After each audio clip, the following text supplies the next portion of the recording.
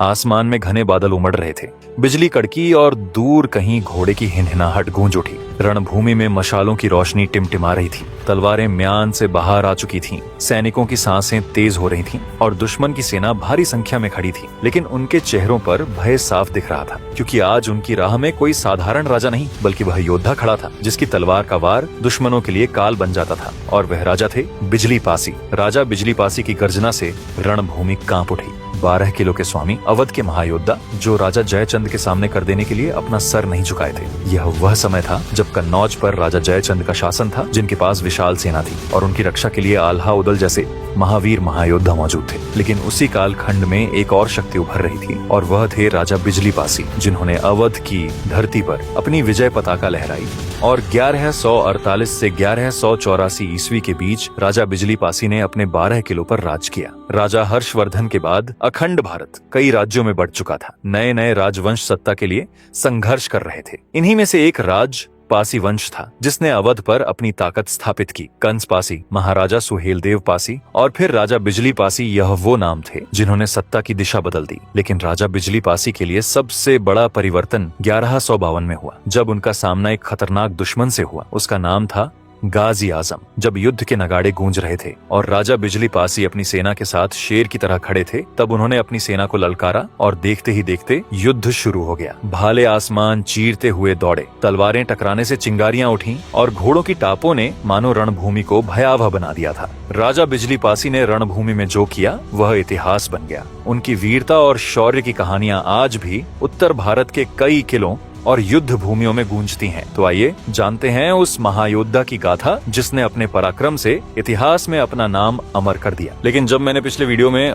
राजा सातनदेव पासी का इतिहास बताया, तो कई लोग मैसेज में पूछने लगे कि आखिर ये पासी क्या होता है। मतलब अभी उन लोगों को पता भी नहीं है कि पासी जाति आखिर इंडिया में कहाँ पाई जाती है और पासी जाति का इतिहास क्या है। तो राजा बिजली पासी के इतिहास से पहले मैं थोड़ा पासी जाति के इतिहास के बारे में बता देता हूँ। तो उत्तर भारत में पासी समाज का इतिहास गौरवशाली रहा है। पारंपरिक रूप से ही इन्हें ताड़ी निकालने और बेचने का कार्य करने वाली जाति के रूप में जाना जाता था। ताड़ी ताड़ और खजूर के पेड़ों से निकाला जाने वाला एक प्राकृतिक रस होता है, जो कई इलाकों में लोकप्रिय था। इसके अलावा सुअर पालन भी इनके व्यवसायों में शामिल था। लेकिन पासी जाति सिर्फ इन कार्यों तक सीमित नहीं रही, बल्कि इन्होंने युद्ध भूमि में भी अपनी वीरता और पराक्रम का परिचय दिया। अलग अलग क्षेत्रों में इन्हें राज पासी, बोरासी, गुर्जर, रावत, सरोज आदि नामों से जाना जाता है। यह जाति मुख्य रूप से हिंदू और बौद्ध धर्म को मानने वाली रही है। ऐतिहासिक रूप से देखें तो पासी समाज का उत्तर भारत में अवध क्षेत्र में बड़ा प्रभाव था। इनके शासन और शक्ति का प्रभाव लखनऊ, उन्नाव, हरदोई, सीतापुर, कानपुर और आसपास के इलाकों में साफ देखा जाता था। 2001 की जनगणना के अनुसार पासी उत्तर प्रदेश में अनुसूचित जाति के दूसरे सबसे बड़े समूह के रूप में दर्ज किए गए थे। उस समय उत्तर प्रदेश में दलित आबादी का 16% हिस्सा पासी जाति से आता था। 2011 की जनगणना के अनुसार उत्तर प्रदेश में पासी समाज की कुल जनसंख्या लगभग 65 लाख थी।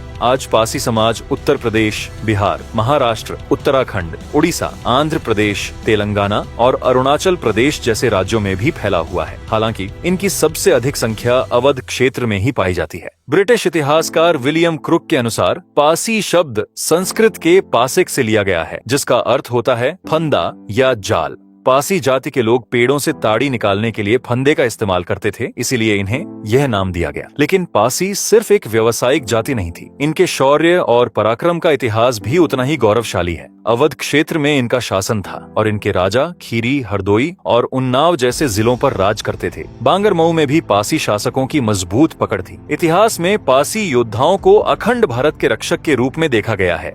ये योद्धा निडर, स्वतंत्रता प्रेमी और आत्मसम्मान के लिए लड़ने वाले थे। अवध और कन्नौज क्षेत्र में इनका शासन था और इन्होंने विदेशी आक्रमणकारियों के खिलाफ कई युद्ध लड़े। अगर पासी जाति की उत्पत्ति की बात करें तो इसको लेकर कई मान्यताएं प्रचलित हैं, जिसमें सबसे प्रसिद्ध मान्यता भगवान परशुराम से जुड़ी हुई है। कहते हैं एक दिन मध्य भारत के गहरे जंगलों में भगवान परशुराम गहन तपस्या में लीन थे।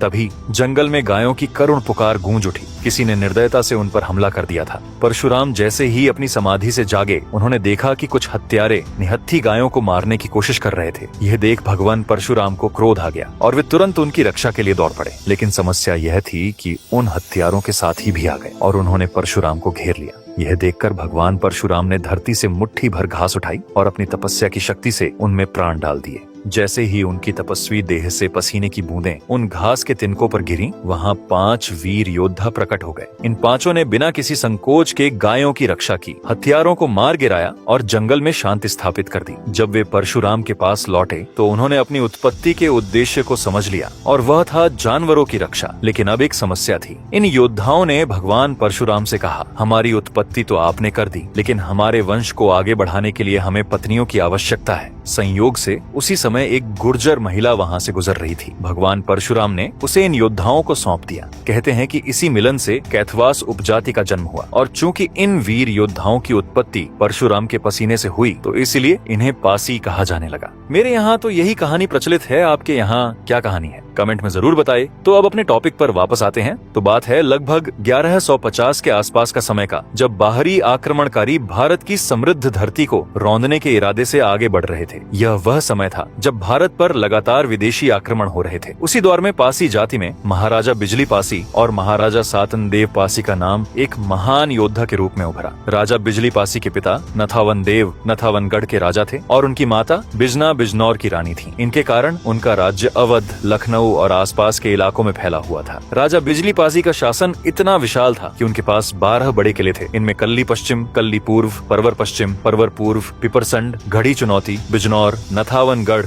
माथीगढ़ी, हुलास, खेड़ा और दादूपुर शामिल थे। इनके अलावा हैबत मऊ, मवैया, बनी, रवा, भटगाम और बरगवां जैसे सहायक किले भी थे। ये किले न केवल उनके साम्राज्य की सीमा को दर्शाते थे बल्कि उनकी ताकत और सुरक्षा का भी प्रतीक थे। उस समय भारत पर विदेशी आक्रमणकारियों का प्रकोप था, जिसके चलते हर युद्ध में पासी योद्धाओं की मांग बढ़ जाती थी। राजाओं को अपनी सेनाओं में तीरंदाजों की जरूरत होती थी और पूरे देश में पासी योद्धाओं की कला की सराहना होती थी। इनके तीर, तलवार और रणनीति की बदौलत वे किसी भी युद्ध से नहीं डरते थे। उस समय पासी योद्धाओं की तीरंदाजी की कला इतनी माहिर थी कि पूरे उत्तर भारत में इनकी मांग थी। यहाँ तक कि गुजरात में भी पासी योद्धाओं ने अपनी वीरता साबित की। गुजरात तक इनकी उपलब्धि का श्रेय गुर्जर प्रतिहार राजाओं को जाता है, जब ये उत्तर प्रदेश में शासन कर रहे थे। और कहा गया है कि राजा बिजली पासी के लखनऊ के पास अवध प्रांत के बिजनौर गढ़ किले की मिट्टी बहुत ही उपजाऊ मानी जाती थी। इसलिए कन्नौज के राजा जयचंद राजा बिजली पासी से कर वसूलते थे। लेकिन साल 1170 के आसपास कन्नौज के राजा जयचंद ने कर की मांग बढ़ा दी, जिसके बाद राजा बिजली पासी ने कर देने से पूरी तरह इनकार कर दिया। पहले वे थोड़ी बहुत राशि देते थे, लेकिन अब उन्होंने बिल्कुल भी कर नहीं देने का निर्णय लिया। इस पर राजा जयचंद को बहुत अधिक क्रोध आ गया। इसके बाद जयचंद ने कन्नौज से एक संदेशवाहक को राजा बिजली पासी के पास भेजा और कहलवाया, राजा बिजली पासी, कन्नौज के राजा जयचंद को कर अदा करो, नहीं तो युद्ध के लिए तैयार हो जाओ। इस पर राजा बिजली पासी ने उत्तर दिया, जाओ अपने राजा से कह दो कि बिजली पासी अब एक कूटी कौड़ी भी नहीं देंगे। अगर युद्ध करना चाहते हो तो युद्ध भूमि में आ जाएं और एक बार टकरा कर देख लें। हम पासी चूड़ी पहनकर नहीं बैठे जो उनकी धमकी से डर जाएंगे। जब ये खबर कन्नौज के राजा जयचंद तक पहुंची तो उनका क्रोध आसमान पर चढ़ गया। उनके राज्य में लोग उनका मजाक बनाने लगे, जिससे वे और अधिक क्रोधित हो गए। लेकिन उनकी लड़ाई उस समय सिर्फ बिजली पासी से नहीं थी, बल्कि उनके सबसे घनिष्ठ मित्र राजा सातन देव पासी से भी थी, क्योंकि वे भी राजा जयचंद को कर नहीं दे रहे थे, जिसका संपूर्ण इतिहास मैंने पिछले वीडियो में बताया है, तो आप उसे एक बार जरूर देखें। अब राजा जयचंद ने सोचा कि बिजली पासी पर हमला कर दिया जाए। इसके बाद राजा जयचंद ने हमला कर दिया, लेकिन पराक्रमी राजा बिजली पासी की सेनाओं ने राजा जयचंद की सेना को परास्त कर खदेड़ दिया। इतिहासकारों के अनुसार राजा जयचंद ने करीब 12 वर्षों तक बिजली पासी से छोटे मोटे युद्ध किए, लेकिन हर बार उसे पराजय ही मिली और अब तक बिजली पासी राजा जयचंद को कोई कर भी नहीं दे रहे थे, जिससे उनका राज्य समृद्ध और खुशहाल बना हुआ था। उनके राज्य की प्रजा खुशहाल से रहते थे। लेकिन साल 1183 में राजा जयचंद ने एक नई योजना बनाकर बिजली पासी पर बड़ा हमला करने की तैयारी शुरू कर दी। हुआ ये था कि उस समय महोबा के राजा परमाल ने अपने महायोद्धा जैसे सेनापति आल्हा और ऊदल को अपने दरबार से निकाल दिए थे। वह आल्हा और ऊदल को दरबार से क्यों निकाले थे, इसके पीछे का इतिहास जानने के लिए मेरे इस वीडियो को जरूर देखें या ऊपर आई बटन पर क्लिक करें। उस वीडियो में मैंने आल्हा और ऊदल की संपूर्ण इतिहास बताया है। तो जब महोबा के राजा परमाल ने अपने महायोद्धा जैसे सेनापति आल्हा और ऊदल को अपने दरबार से निकाला तो ये दोनों महायोद्धा जंगल में इधर उधर भटकने लगे जयचंद को इसी मौके की तलाश थी। उसने तुरंत आल्हा और उदल को अपने दरबार में आमंत्रित करने के लिए एक दूत भेजा और वह दूत से कहलवाया कि अगर आल्हा और उदल मेरे महल में रहेंगे तो उन्हें किसी प्रकार की दिक्कत नहीं होगा और उन्हें बहुत अपार धन दिया जाएगा। बस यहाँ पर आकर उन्हें मेरे सैनिकों को युद्ध लड़ना सिखाना होगा। जिसके बाद आल्हा उदल उनके दरबार में चले गए और वहाँ की सैनिकों को युद्ध के लिए तैयार करने लगे। तभी एक दिन प्रतिशोध की आग में जल रहा जयचंद आल्हा उदल के सामने एक प्रस्ताव रखा। वे बोले कि अगर तुम बिजली पासी को हरा दोगे तो मैं तुम्हें संपूर्ण पासी राज्य और अपार धन दौलत दे दूंगा। इसके लिए तुम्हारे पास मेरी पूरी सेना होगी। पहले तो आल्हा और उदल ने इनकार कर दिया, परंतु बहुत बार कहने पर वो भी मान गए। आल्हा और उदल के लिए यह युद्ध एक अवसर के समान था अपनी महोबा में खोई हुई प्रतिष्ठा को पुनः प्राप्त करने का, क्योंकि आल्हा उदल का नाम उस समय अपने आप में एक महान योद्धा के रूप में प्रसिद्ध था। उनके शौर्य की गाथाएं दूर दूर तक फैली हुई थीं। उस समय हर कोई जानता था कि जब आल्हा उदल तलवार उठाते हैं तो शत्रु दहशत के मारे कांप उठते हैं। जैसा कि मैंने पहले ही बताया कि राजा जयचंद ने कई बार अपने बेटे लाखन को राजा बिजली पासी से लड़ने के लिए भेजे थे, परंतु हर बार हार ही हुई थी। और पिछले 12 साल से राजा जयचंद राजा बिजली पासी को हराना चाहते थे, लेकिन हर बार उन्हें पराजय ही मिलती थी। लेकिन इस बार आल्हा और उदल के आने से वो सोच रहे थे कि पहले बिजली पासी के किलों पर कब्जा करके उसके बाद सातन देव पासी पर भी हमला कर देंगे। इसलिए वो आल्हा और उदल को राजा बिजली पासी पर हमला करने को बोलते हैं। लेकिन युद्ध से पहले राजा जयचंद ने एक संदेश राजा बिजली पासी को भेजा और कहा, महाराजा कन्नौज सम्राट को लगान दो, अन्यथा परिणाम भुगतने को तैयार रहो। महाराजा बिजली पासी ने बिना किसी हिचकिचाहट के उत्तर दिया, हमने अपने राज्य को तलवार की धार से बचाया है, न कि झुके हुए सिर से। कन्नौज के सम्राट को जाकर कहो कि बिजली पासी कर नहीं चुकाते, बल्कि तलवार से उत्तर देना जानते हैं। यह उत्तर जयचंद के अहंकार पर वार था। वह क्रोधित हो उठा और अपनी विशाल सेना को आल्हा उदल के हाथों सौंपकर युद्ध के लिए भेज दिया। इस युद्ध में आल्हा और उदल ने अपने साले जोगा और भोगा को सेना लेकर बिजली पासी पर गांजर की धरती पर चढ़ाई कर दी। लेकिन बिजली पासी के गुप्तचरों ने यह खबर पहले ही महाराजा तक पहुंचा दी। घुड़सवार दूतों ने तेज रफ्तार से संदेश पहुंचाया और बोला, महाराज आल्हा उदल अपनी विशाल सेना के साथ आपके राज्य की ओर बढ़ रहे हैं। यह सुनते ही बिजली पासी ने अपनी सेना को तैयार होने का आदेश दिया। पासी संघ के सभी राजा और सरदार युद्ध के लिए बुला लिए गए। सभी 12 किलों पर सैनिकों को सतर्क कर दिया गया। रणभूमि में कड़ा मुकाबला करने की रणनीति बनाई गई। इधर आल्हा उदल अपनी सेना लेकर गोमती नदी के किनारे लाखन कोट के पास पहुंचे। वहां एक ऊंचे टीले पर उन्होंने अपना पड़ाव डाला, लेकिन उन्हें इस बात का अंदाजा नहीं था कि वह टीला गुप्त सुरंगों से भरा हुआ था, जिनका इस्तेमाल पासी सैनिक छापा मारने के लिए कर सकते थे। रात होते ही बिजली पासी के योद्धाओं ने गुप्त सुरंगों से बाहर निकलकर अचानक हमला कर दिया। आल्हा उदल की सेना इस हमले के लिए तैयार नहीं थी। चारों ओर से पासी सैनिकों की तलवारें बरसने लगीं। यह हमला इतना घातक था कि आल्हा उदल को अपना पड़ाव हटाना पड़ा। अब वे वहां से हटकर टिकुरिया पहाड़ी पर जाकर डेरा डालते हैं, लेकिन यहाँ भी पासी गुप्तचरों की नजर उन पर बनी रहती है। इसलिए आल्हा और उदल की सारी खबरें राजा बिजली पासी को मिलती रही। अब देखिए यहाँ पर एक खतरनाक गेम चेंज होता है। इस युद्ध से कुछ दिन पहले ही महाराज सातन पासी काकोरी में पासी राजाओं के संगठन में शामिल हुए थे, जिसके कारण वो महाराजा बिजली पासी से ज्यादा दूर नहीं थे। इस संगठन के कारण जब लोगों को पता चला कि आल्हा उदल ने हमारे दोस्त बिजली पासी पर हमला करने वाले हैं, इसलिए महाराजा सातन पासी और कई पासी राजाओं को मिलकर बिजली पासी की मदद करने चले आते हैं। अब युद्ध का समय निकट आ गया और अगले दिन सूरज की पहली किरण के साथ ही गांजर युद्ध का शंखनाद हो गया। नगाड़ों की गर्जना से पूरा मैदान कांप उठा। दोनों सेनाएं आमने सामने खड़ी थीं, जिसमें एक ओर थे महाराजा बिजली पासी, महाराजा सातन पासी और कई पासी राजाओं, जिनकी सेना अपने राजाओं के लिए मर मिटने को तैयार थी। तो दूसरी ओर थे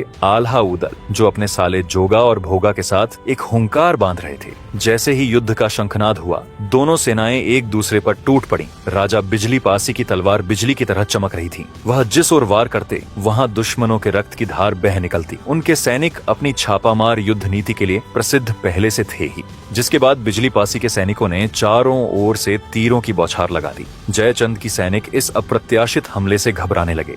आल्हा और उदल को एहसास हुआ कि यह युद्ध उतना सरल नहीं होगा जितना उन्होंने सोचा था। तभी सामने महाराजा बिजली पासी खड़े थे, जिसके बाद आल्हा और राजा बिजली पासी दोनों योद्धा आमने सामने आए। तलवारें टकराईं और पूरा मैदान उनकी युद्ध कला का गवाह बन गया। 3 पहरों तक यह घमासान युद्ध चला। बिजली पासी आल्हा के हर वार का जवाब दुगनी ताकत से दे रहे थे। उनके साहस और युद्ध कौशल ने आल्हा को हैरान कर दिया था। परंतु जैसे जैसे समय बीतता गया, आल्हा उदल को समझ में आने लगा कि उन्होंने एक भयंकर भूल कर दी थी। वे बिजली पासी की ताकत को कम आंक बैठे थे। अब धीरे धीरे युद्ध की गति तेज हो चुकी थी। बहुत सारे इतिहासकारों का कहना है कि जब सीधी टक्कर से आल्हा उदल को सफलता नहीं मिली तो उन्होंने एक कपट भरी योजना बनाई।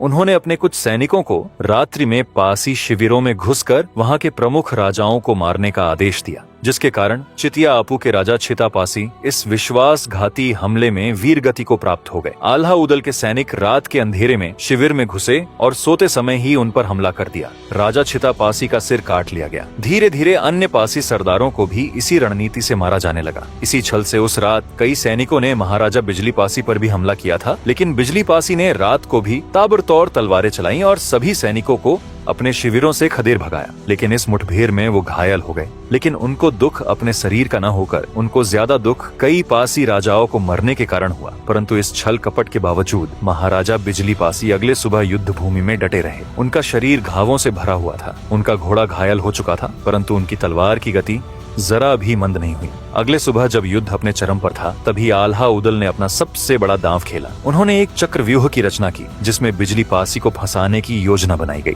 बिजली पासी अकेले ही दुश्मन के खेमे में बहुत अंदर तक पहुंच चुके थे। जब उन्होंने पीछे मुड़कर देखा तो वे चारों ओर से घिर चुके थे। उन्हें समझ में आ गया कि अब जीवित निकलना संभव नहीं है, परंतु उन्होंने हार मानने के बजाय अंतिम सांस तक युद्ध करने का निश्चय किया। अकेले ही उन्होंने आल्हा उदल की सेना के कई सैनिकों को मार गिराया, लेकिन अंततः वीरगति को प्राप्त हुए। महाराजा बिजली पासी की वीरगति की खबर जैसे ही पासी सेना में पहुंची, पूरे राज्य में शोक की लहर दौड़ गई। युद्ध भूमि में उनके बलिदान ने सभी सैनिकों को हिलाकर रख दिया था, लेकिन यह शोक जल्द ही प्रचंड क्रोध में बदल गया। पासी वीरों ने अपने राजा के बलिदान का प्रतिशोध लेने की प्रतिज्ञा की। अब युद्ध की सारी जिम्मेदारी पासी संघ के प्रमुख राजाओं पर आ गई। इनमें सबसे अधिक अनुभवी और रणनीतिकार राजा सातन पासी माने जाते थे। महाराजा बिजली पासी के सबसे घनिष्ठ मित्र होने के नाते वे इस युद्ध को केवल लड़ाई नहीं बल्कि न्याय की लड़ाई मान चुके थे। उनके नेतृत्व में पासी वीरों ने रणभूमि में एक बार फिर हुंकार भरी और जयचंद की सेना के खिलाफ निर्णायक युद्ध की तैयारी शुरू कर दी। तभी राजा देवमाती पासी ने आल्हा उदल को घेरने के लिए उत्तर दिशा में एक विशाल सैनिक छावनी स्थापित कर दी थी। अब युद्ध की पूरी कमान राजा सातन पासी के हाथ में थी। उन्होंने एक ऐसी रणनीति बनाई जिससे आल्हा उदल और उनके सहयोगी पूरी तरह से घेर ले जाए। युद्ध के मैदान में सातन पासी और आल्हा उदल आमने सामने आ गए।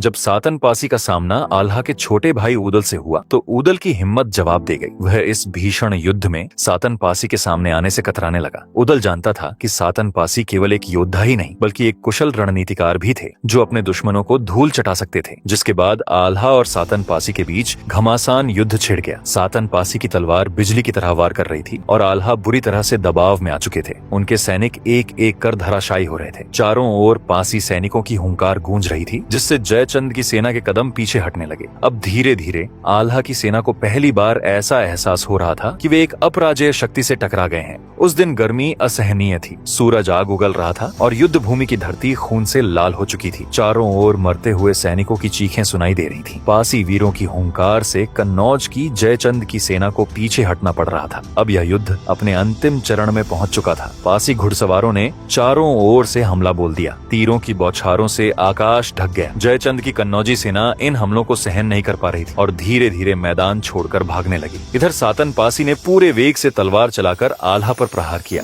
आल्हा इस हमले से अधमरे से हो गए। उनके हाथ से तलवार छूटने लगी और घुटने कांपने लगे। यदि अगला वार पड़ता तो आल्हा उसी रणभूमि में दम तोड़ देते। लेकिन तभी उनका बेटा इंदल घोड़े पर सवार होकर आया और उसने राजा सातन पासी को टक्कर मारी, जिससे वे क्षण भर के लिए संतुलन खो बैठे। इसी अवसर का लाभ उठाकर राजपूती सेना ने आल्हा को घेरे में ले लिया और सुरक्षित निकाल ले गई। यह युद्ध इतिहास में दर्ज हो गया, क्योंकि पहली बार आल्हा उदल की पराजय हुई थी।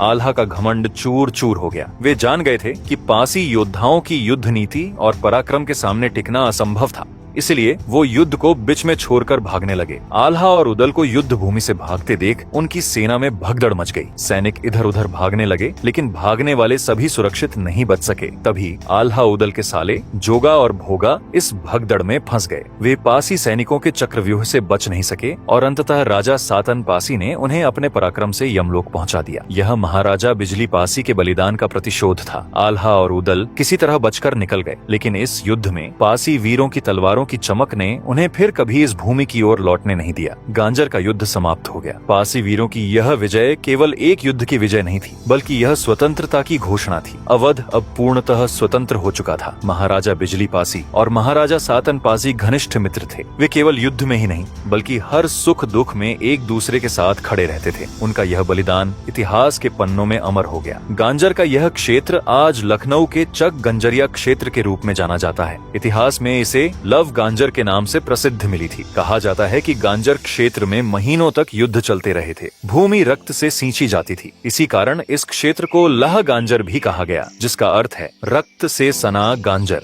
यह युद्ध केवल एक युद्ध नहीं था, बल्कि एक गाथा थी, त्याग, बलिदान और प्रतिशोध की गाथा, जो युगों युगों तक स्मरण की जाती रहेगी। महाराजा सातन पासी ने न केवल अपने मित्र और वीर सेनानायक बिजली पासी का प्रतिशोध लिया, बल्कि यह भी सिद्ध कर दिया कि पासी योद्धाओं को छल से हराया तो जा सकता है, पर झुकाया नहीं जा सकता। उनके नेतृत्व में पासी सेना ने आल्हा ऊदल जैसे महायोद्धा को परास्त किया और गांजर की धरती पर विजय पताका फहराई। उम्मीद है दोस्तों आप लोगों को राजा बिजली पासी की गाथा पसंद आया होगा। अगर आप लोग यहाँ तक वीडियो देख लिए हैं तो मैं आपसे एक विशेष निवेदन करता हूँ। कमेंट करके जरूर बताएं कि राजा बिजली पासी की इस प्रेरणादायक गाथा के बाद आप किस वीर या वीरांगना की कहानी सुनना चाहेंगे। और यदि आप गोंडवाना की रानी दुर्गावती की गाथा सुनना चाहते हैं तो स्क्रीन पर दिख रहे वीडियो पर जरूर क्लिक करें। वीडियो देखने के लिए आपका बहुत बहुत धन्यवाद।